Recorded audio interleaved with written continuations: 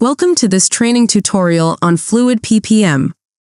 In today's video, I'll guide you through mastering resource management and project allocation with just a few simple steps. Before we begin, let's quickly understand why resource management is essential. It's the backbone of your project's success, ensuring that the right people are assigned to the right tasks, preventing burnout and keeping your team on track. Let's jump right into it. Step 1. Opening your project. First, double-click on any project. For this demo, I'll use Catalyst Initiative as an example. Once the project is open, locate the Project Allocation button and click it. Step 2. Adding a resource. Next, click the Edit button. Look for the plus icon, that's where we'll add a new resource. A pop-up window will appear titled Add Resource. Here, you can filter resources by type or job role using the drop-down menus. For this demo, let's select Generic as the type and Business Analyst as the role. Now, set your date range. Let's pick January to March for the first quarter.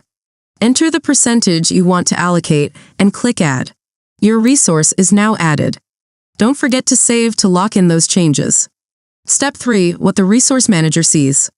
Now, let's switch to the Resource Manager view. Click the FluidPPM logo and navigate to Resource Allocation. Here, you'll see any resource requests from the project manager. The resource manager will review the request and assign an available resource. The view shows over-allocated resources in red, under-allocated resources in blue, and new requests for easy review. Step 4. Allocating and reallocating resources. For resource managers, it's easy to allocate, reallocate, or replace resources. Simply expand the Business Analyst section. Click the 3 dots next to the resource. Hit Replace if you want to swap in a different resource. Step 5. Using the Heatmap. Now let me show you a useful feature, the Heatmap. Red areas show where resources are over-allocated, and blue areas indicate under-allocation. Need to make adjustments? No worries. Let's expand Arial Pen's allocation as an example. Adjust the allocation and remember to save.